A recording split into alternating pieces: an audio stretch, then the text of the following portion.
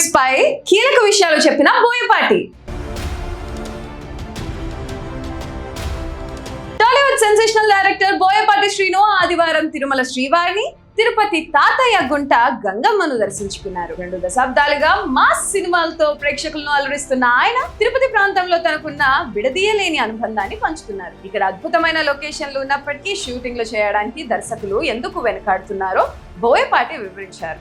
ఆ వివరాలు ఇప్పుడు చూద్దాం. తిరుపతి ప్రాంతంలో శేషాచల అడవులు, తలకోన జలపాతం, పులిగుండు వంటి అద్భుతమైన ప్రదేశాలు ఉన్నాయని బోయపాటి కొనియాడారు. అయితే ఇప్పుడు అందరి చేతుల్లో కెమెరా ఫోన్లు ఉండటం సినిమా పరిశ్రమకు పెద్ద ఇబ్బందిగా మారిందని ఆయన ఆవేదన వ్యక్తం చేశారు. ఎక్కడ షూటింగ్ చేసినా జనం విపరీతంగా గుమిగూడటం, గెటప్లు, సీన్లను వీడియో తీసి సోషల్ మీడియాలో పెట్టడం వల్ల భారీ నష్టం జరుగుతుందని చెప్పారు. దీనివల్ల నటీనటులు గెటప్లు లీక్ అయ్యే ప్రమాదం ఉండడంతో షూటింగ్లు తెలుగు రాష్ట్రాల బయట చేస్తున్నామని తెలిపారు బోయపాటి. నందమూరి బాలకృష్ణ సూపర్ హిట్ చిత్రం అఖండ పార్ట్ 1 క్లైమాక్స్ ను నిజానికి పెనుమూరు మండలం పులిగుండు వద్ద తీయాలని ప్లాన్ చేశారట.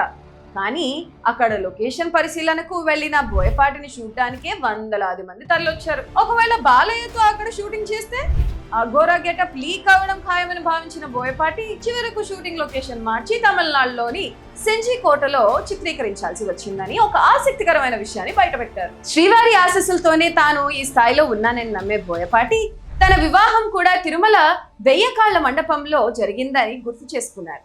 ఏ సినిమా మొదలుపెట్టినా ముందుగా స్వామివారిని దర్శించుకోవడం ఆయనకు అలవాటు. తిరుమల తీర్థాలు, అడవి పరిమళం తన్ను అద్భుత లోకంలోకి తీసుకువెళ్తాయని, అందుకే ఇకపై ఏ సినిమా స్క్రిప్ట్ రాసుకున్నా దానిపై డిస్కషన్లు తిరుపతిలోనే జరుపుతానని బోయపాటి డిసైడ్ అయ్యారు. గంగమ్మ జాతర అన్న, చిత్తూరు జిల్లాలోని ఆలయాలన్నా తనకెంతో ఇష్టమని ఆయన చెప్పుకొచ్చారు.